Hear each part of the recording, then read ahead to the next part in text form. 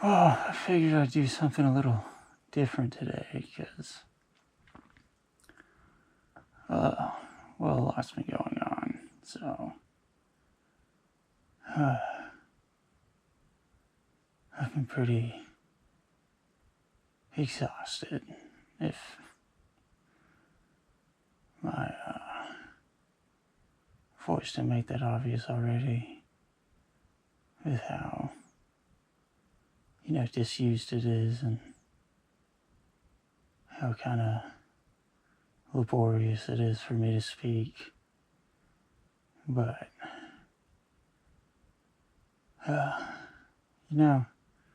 that's why I'm always bringing up Mr. Rogers, Kurt Vonnegut, and even David Foster Wallace. So, prepare for a lot of silence, because I do all these in one go, in a stream of consciousness. So, there's no script, it's just me combing through my memories. But yeah, a lot's been going on. This is why you haven't seen me posting too much more of those visual playlists or battery sides, because it's just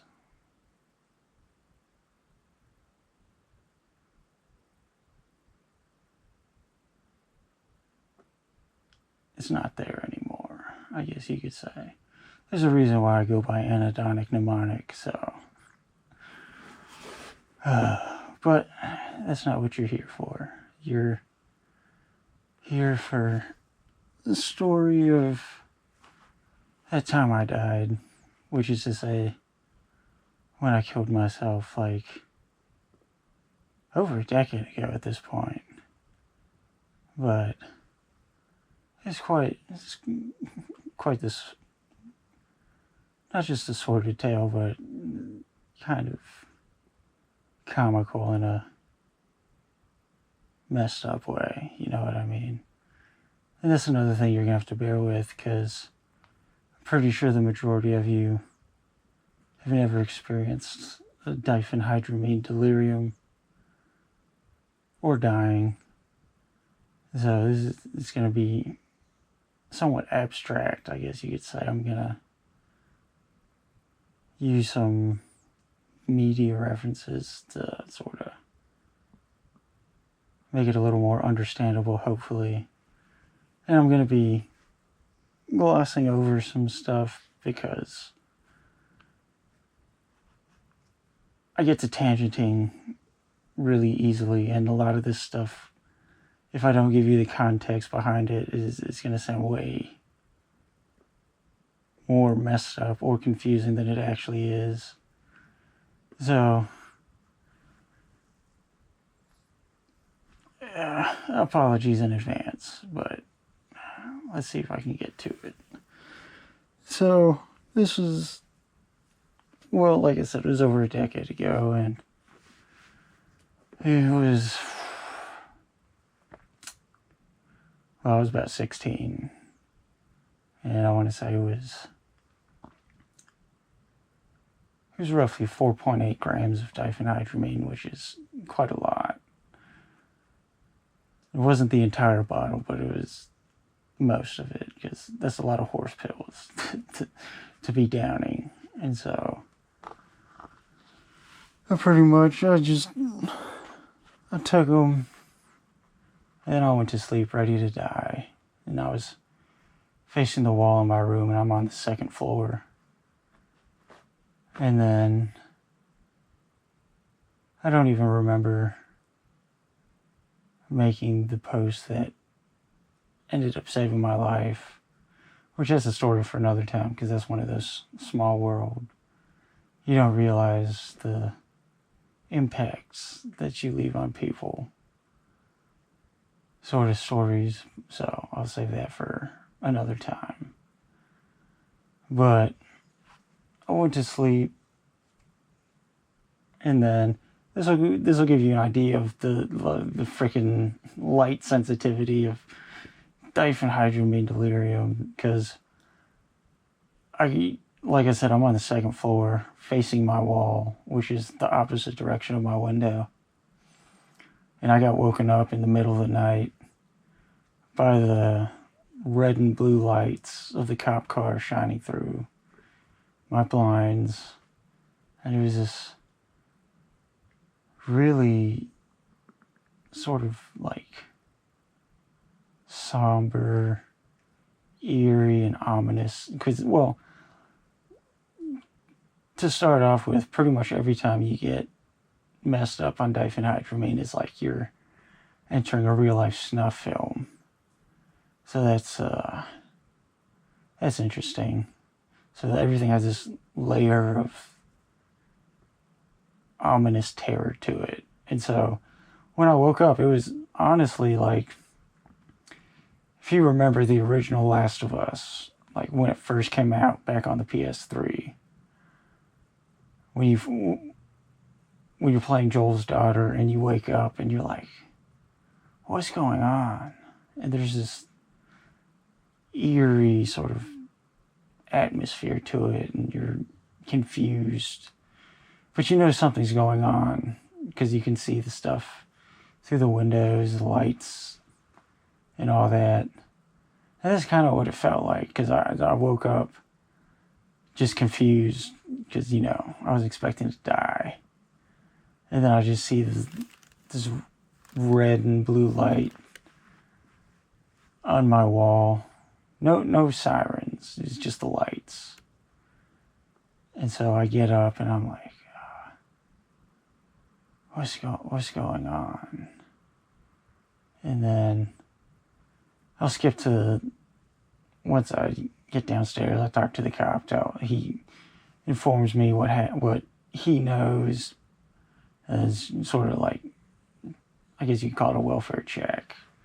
And so I'm messed up. Like, it is difficult to stand up straight when you're on diphenhydramine. Definitely at those doses. And so I'm in my underwear because I was just asleep. And so we went through the whole rigmarole of telling him what happened. He's trying to, figure out whether or not I'm going to be all right or not. And then it comes time for the ambulance to come, which that's going to be that ambulance ride. But back to when the cop's like, all right, you got to go to the hospital.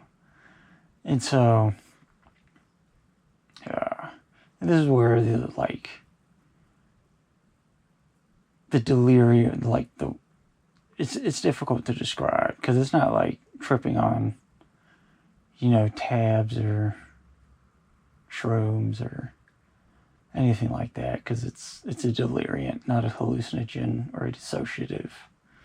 So it's a whole different ball game.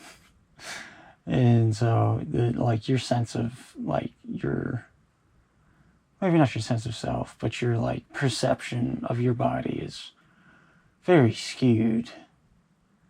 And so from my front porch to there's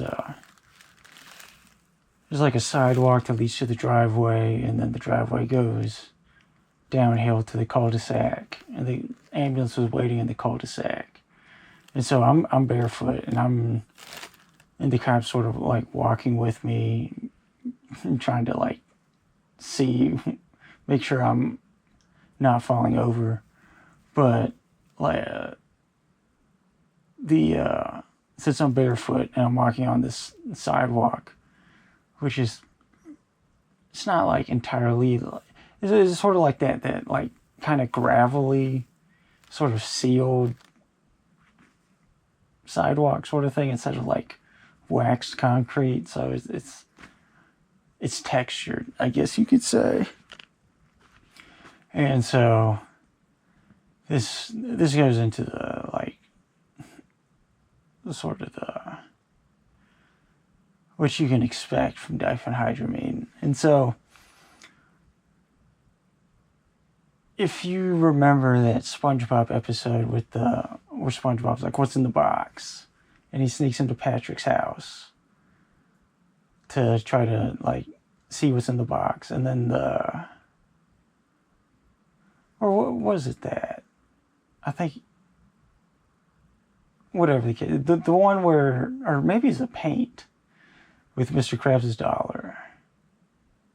Yeah, because it basically, where the paint drop is bouncing on everything, and they're all freaking out, and it's really intense with every bounce. That's basically what it felt like walking, except also with like every step, the second my foot hit the ground, imagine like the worst pins and needles you've ever had, where it's like not just your limb is asleep, but it actively hurts. Imagine that, and then take that and have someone with a sledgehammer slam it down on your foot at the same time. That's what it felt like every time with every step, every time my foot touched the ground. And like I said, the distortion of your like bodily perception. And so with every step, excuse me, because it hurts. Yeah, it definitely hurts. And so like every time I took a step, I would like instantly recoil and like bring my leg up. And every time it was like the slowest high knees you've ever seen in your life. And so every time my leg came up, it felt like my whole body shot up into the clouds. And then every time it came back down. So imagine falling from the clouds without a parachute. And that's basically what it was. That's why I bring up the SpongeBob comparison. And so like the cop can tell I'm trying, but he can see I'm struggling pretty bad. And so I get like 3/4 of the way down the sidewalk before he sort of gives up, and he's like, "We're running out of time." And so I end up getting like Princess carried down to the ambulance. And then the ambulance ride is where I wouldn't say things get fuzzy, but that's where like my memory starts going, and I'm starting to, fade in and out. And during that ambulance ride, I almost like human centipeded myself like 3 or 4 times. Because again, with the bodily perception distortion, you don't really feel anything. It's I don't know if anaphysia is the correct terminology for this, but I'm not feeling it. And so I'm sitting on the gurney in this ambulance confused. And like every so often, I'd like look up and I'm like, what's going on?